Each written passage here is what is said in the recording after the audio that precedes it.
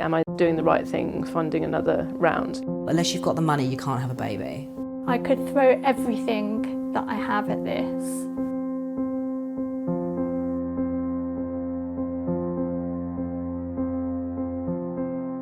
For Jennifer, becoming a mother is a dream that keeps her going.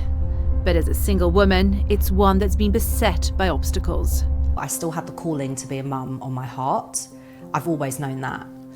But you're left on your own, being a solo woman. She was told that she couldn't get IVF on the NHS because she was single. We almost get punished for not just accepting any bloke and not being careless.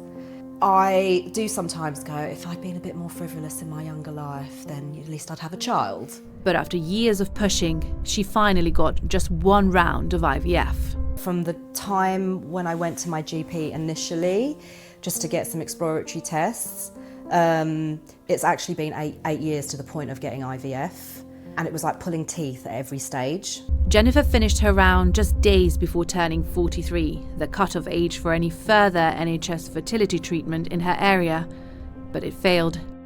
And now she's spending thousands on IVF abroad. I was just fed up with the UK. I just felt like I wasn't going anywhere. She's among a rising number of women choosing to take on solo parenthood. Between 2019 and 2021, there was a 44% rise in the number of single women doing IVF, but their access to NHS-funded treatment is far more restricted than for couples. Georgie is now a new mum, but she's not sure that would have happened had she relied on the health service. She was told that she would first have to pay for 6 rounds of artificial insemination to prove infertility in order to qualify for just 1 round of IVF on the NHS. It's something that at 38 she felt would have taken too long, so she put much of her savings into private IVF, though the cost of it nearly made her give up. In total, and it is quite daunting in many ways to find out how much I ended up spending, but in total with 6 rounds of IVF, I spent in the region of £40,000. If you'd told me that at the start, who knows what I would have actually said, but I think there's a big part of me that would have said, there's no way I can find that sort of money. I don't see how I can start this journey. Your hope is what keeps you sort of going, but you have to be realistic as well. And I did get close to sort of deciding, I think I need to put a stop to this now. It's not going to happen. For single women who can't afford private treatment, there is no simple pathway to IVF within the health service. Each of NHS England's 42 integrated care boards make their own rules, and more than half of them don't mention single women in fertility policies at all.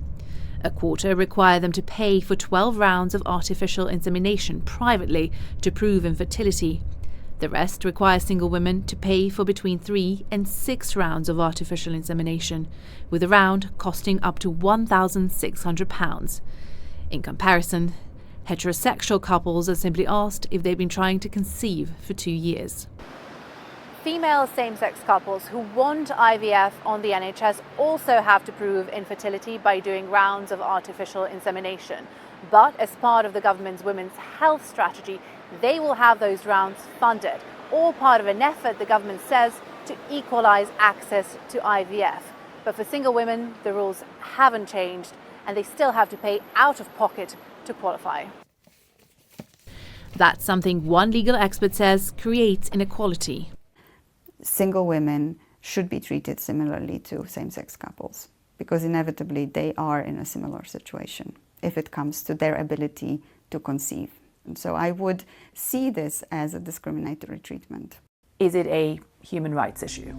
I do think it's a human rights issue. I think it can be seen as a human rights issue. My medical wristbands from when I had the treatments. It made for some hard choices for Nicole when she was told that she didn't qualify for any NHS fertility treatment. It was just such a definitive no. And I had expected maybe something, that we'd explore it a little bit more. There'd be more explanation around the funding, but it was just a no. And that's a no because you don't have a partner. Yeah. And how did that make you feel? Yeah, I was gutted. She borrowed money from family for private treatment and is now pregnant. That's the 12-week scan. Baby looks like it's sucking its thumb. It would be lovely to have met a partner and who also wanted the same things as me, and for that to all have fallen into place, but life doesn't always work that way.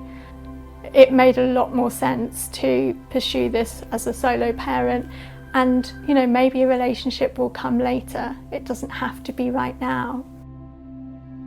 Well, we've just come out from talking to Nicole, and what really struck me speaking to her and to other women is just how lonely it can be going through fertility treatment on your own. Not only do you have to deal potentially with disappointment if a cycle doesn't result in a pregnancy, but then you've got to pick yourself up and think, can I afford to keep on going and keep on trying with no guarantee there will be a baby? Campaigners acknowledge that with the NHS under extreme pressure, money is tight. But they say that single women make up just a small fraction of those seeking IVF. Policy needs to change to reflect these changes in society. They are small numbers. We know that NHS funds are limited, but these small numbers are not going to break the bank. So government should be looking at policy to support this. The government says local health services in England are commissioned in line with the guidelines from the National Institute for Health and Care Excellence, and a review of those guidelines should be published in 2024. But for those who feel they already missed out, that brings little comfort. I wouldn't wish this journey upon anyone. I really wouldn't. But it's instinctual for me. My drive to have a baby is overriding everything. I'm just trying not to be completely insane about it. So I have to keep doing this for now.